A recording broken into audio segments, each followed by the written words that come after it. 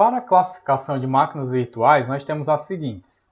Dentro delas, nós chamamos que existe a virtualização completa, ou também outro termo para a virtualização completa, que tem o mesmo sentido, essa é uma forma diferente de abordar, é a que a gente chama de virtualização total. Então, virtualização completa e virtualização total, se vocês verem algum outro material aí, são os mesmos termos, são a mesma coisa. Então, qual a diferença, né, em relação à classificação das máquinas virtuais? A virtualização completa, o que é que ela atua, né? O SO do hóspede, ou seja, trabalha como se houvesse uma máquina física inteiramente à sua disposição.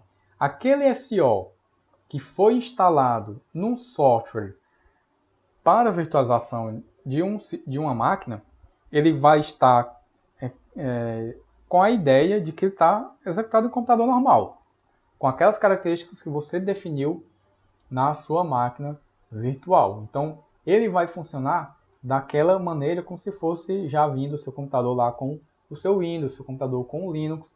Ele vai acreditar que aquilo é uma máquina como qualquer outra. Ele vai perceber que aquilo é uma máquina virtual. Então, isso que a gente chama de máquina de virtualização completa ou virtualização total. Ele trabalha como se não houvesse virtualização, então o software em si de virtualização e o sistema operacional que está virtualizado, ele não tem a ideia de que isso é uma virtualização. Então, vai funcionar normalmente. Nenhuma diferença de uma máquina instalada normalmente, sem virtualização, num sistema operacional, num computador, num sistema computacional, né? Então, é assim, não precisa sofrer nenhuma adaptação. Essa é uma das vantagens da virtualização completa. O meu software em si, minha máquina virtual, não precisa sofrer nenhuma modificação.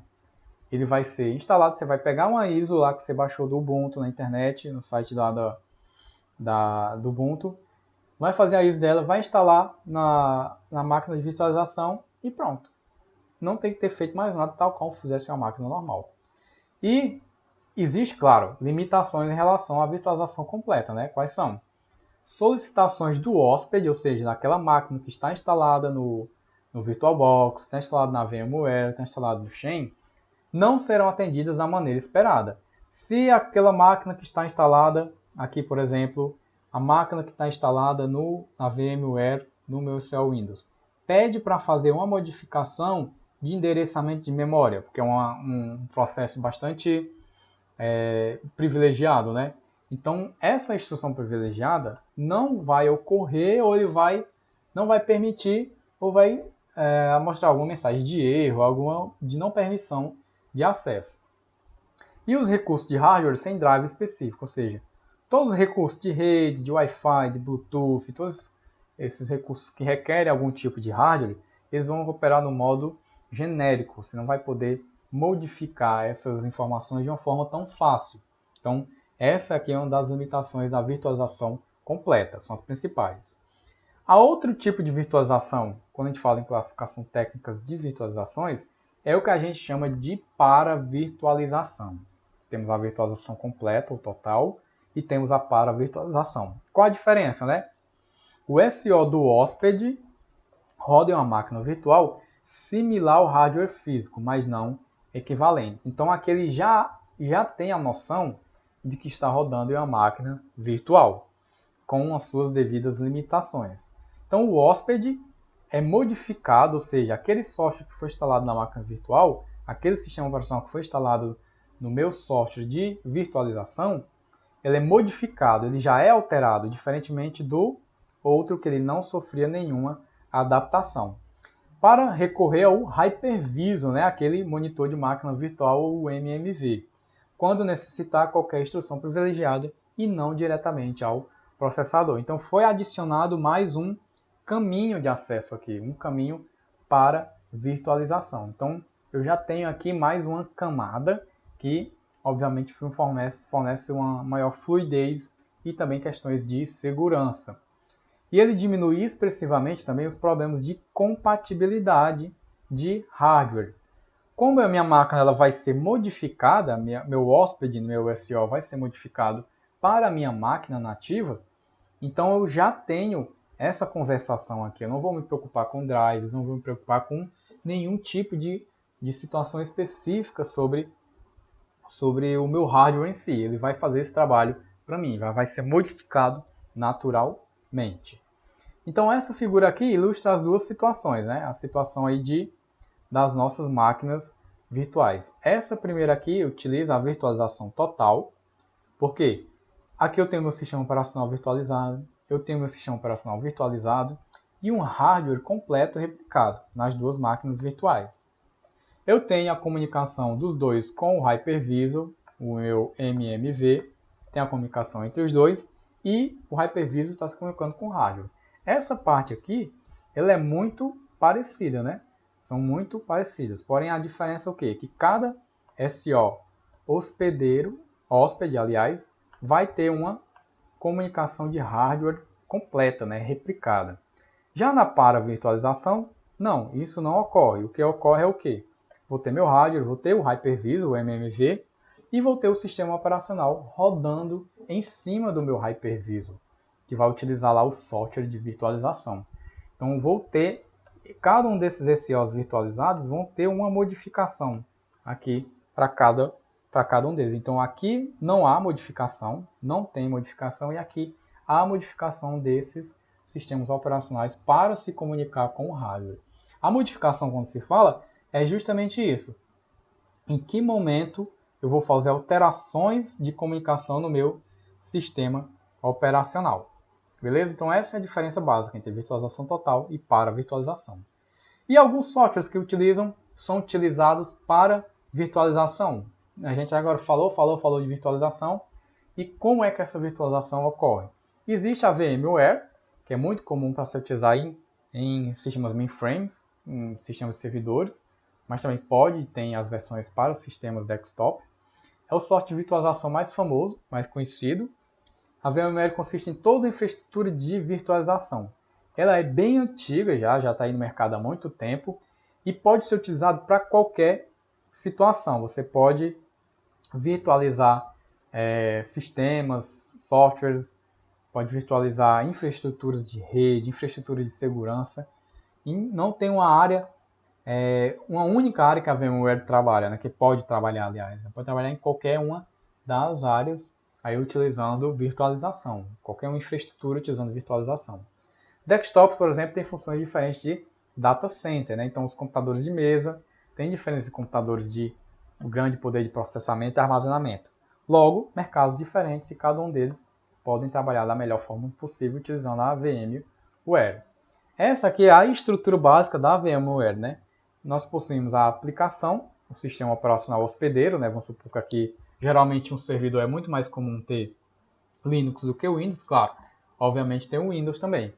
E nós vamos ter o nosso sistema operacional hospedeiro, com o Linux aqui no exemplo, e vamos ter diversos outros sistemas operacionais utilizando a camada de virtualização, que eu posso ter tanto com camada de virtualização, quanto sem a camada. Eu tenho uma aplicação aqui que não está rodando uma camada de virtualização, pode ser um sistema de banco de dados, um SGBD, que está se comunicando diretamente com o meu sistema operacional hospedeiro. Ou eu posso ter cada uma aplicação diferente rodando em sistemas virtualizados diferentes. No caso aqui tem o Windows, tem o FreeBSD, tem o Windows XP, o Windows NT, cada um deles rodando uma aplicação específica dentro das camadas de virtualização. Então essa aqui é a estrutura básica da VMware.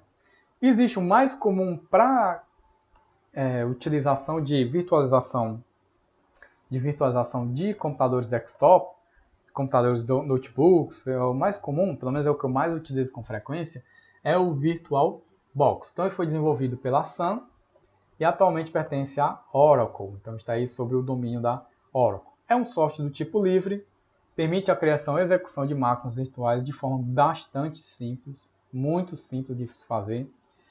Ele funciona no Windows, no Linux e no Mac OS. Tem as versões aí para todos os sistemas mais comuns que a gente utiliza no dia a dia. E o suporte dele pode ser feito por linha de comando, mas tem a parte que é a mais usual, que é a parte gráfica, realmente de se utilizar arrastando, colando, modificando as nossas máquinas virtuais. E uma das muito comuns, e que já falei diretamente com linguagem de programação, é a nossa boa e velha JVM, a nossa Java Virtual Machine. Então a JVM é um tipo de máquina virtual, vocês já devem ter ouvido falar em algum momento dela, em programando aí utilizando Java. Então, o compilador, aqui é feito que ele faz uma comunicação entre a máquina e a tradução do código para bytecodes, que é a nossa JVM faz esse trabalho. E o que é que permite, né? Quem já viu essa definição da JVM, permite ser executado em qualquer arquitetura. Você fez um programa lá em Java, você não precisa se preocupar se ele vai ser executado em macOS, se vai ser executado em Linux, qual versão do Linux, se vai ser executado em Windows. Por quê? A JVM vai fazer o trabalho de tradução para bytecodes, independente do sistema operacional que ele esteja. Só basta ter lá o Java instalado. E a execução dele é just in time, ou JIT, né? JIT aí. O que é que ele faz? A partir do momento em que está funcionando, né? Está sendo executado, está sendo modificado um código, a máquina virtual vai trabalhando as modificações necessárias. Então, essa é a figura básica, né? Nós temos arquivo lá dos arquivos javas.class, carregador de classes da JVM, interpretador do Java e o arquivo.class da Java API. Ele faz essa tradução, isso tudo aqui é traduzido para bytecodes, toda essa parte, que vai se comunicar com o software hospedeiro que está rodando lá na sua IDE, seja ela o Eclipse, NetBeans, seja qualquer interface de IDE que você esteja utilizando para desenvolver utilizando o Java. Então vai funcionar dessa maneira. Só para ver e ilustrar que a JVM é também um tipo de máquina virtual, né? Como o próprio nome fala. E geração do SO, né? Quando eu falo em geração do SO, é como o SO vai se comportar assim que a gente inicia ele, né? O que é que ele faz assim que a gente liga. Sistemas operacionais são projetados para executar qualquer classe de máquinas. Então, qualquer máquina específica, hardware específicos, os SOs foram feitos. Não é à toa que não existe um SO Windows feito só para HP, feito só para Lenovo, feito só para Dell. É o mesmo SO feito para ser executado nas diversas plataformas e hardwares possíveis. O sistema deve ser configurado ou gerado para cada computador específico. De que forma? Aquele computador, aquele SO, vai ter as suas particularidades, claramente, para a maior parte, para aquele hardware específico, né? Então ele vai fazer essa execução aí, apesar de ter uma forma genérica, né? Então, quanto mais genérico eu fizer esse SO, melhor vai ser para venda, né? Para mercado. Existe um programa que a gente chama de programa Sysgen, né? Ele obtém informações a respeito de configuração específica do hardware. Esse programa, dentro do meu SO, vai rodar o que? Ele vai perguntar qual é a memória RAM, qual a quantidade de slots de memória que tem, como é que é feita a comunicação interna dos barramentos, quais as configurações de rede, de rádio, isso tudo ele vai pegar assim que inicia o computador e vai adaptar para aquele sistema computacional, né, para aquele hardware específico. Então, isso é para que serve a geração de SO. Então, continuando, a gente vai aqui vendo o que acontece no processo de inicialização do sistema, que também é o boot, né? o chute inicial do nosso sistema. O que acontece? O Bootstrap Program é nada mais do que um código guardado lá na nossa BIOS, a ROM, né? Que é a Read Online Memory, memória somente de leitura. O que é que ele faz? Ele vai vai localizar o kernel, carregá-lo na memória e iniciar a execução do sistema operacional. Então, o Bootstrap faz isso. É um programinha muito pequeno, localizado lá na ROM, que vai ser responsável por verificar se todos os componentes de hardware do seu computador estão funcionando de forma ideal para que o seu sistema possa inicializar. Ele executa diagnósticos. Então, quem tem computador desktop já deve ter ouvido algum bipzinho assim que o computador está pronto, termina de carregar, né, ou está terminando entrando lá inicializar o sistema. Dá um bip, que aquele bip é o que? De confirmação. Dependendo da forma como aquele bip dá, se é um bip longo, curto, se vários bips sequenciais, quer dizer que tem algum problema, seja problema de memória, problema de vídeo, isso vai dizer para você. Então a BIOS é esse programa responsável por executar esse diagnóstico, né, que é de Basic Input Output System. Então é o sistema básico de busca de entrada e saída, de informações de entrada e saída. E o booting é o que? Iniciar o computador carregando o kernel. Ele já vai carregar o kernel. Quem já teve que fazer alguma operação no Linux para fazer alguma modificação de boot no sistema, que deu algum problema, já deve ter apertado algumas teclas para inicializar diretamente via módulo kernel. Beleza? Então nós terminamos essa parte de virtualização aqui. Qualquer dúvida nós vamos estar lá no fórum e vocês no fórum lá da nossa turma que vamos criar, já deve estar criada, aliás, do Classroom, e vocês mandem e-mail para cá que eu vou estar nesse e-mail para responder as dúvidas e obviamente lá na nossa turma do Classroom. Então mande para esse e-mail institucional. Na próxima aula nós temos aí um novo conteúdo.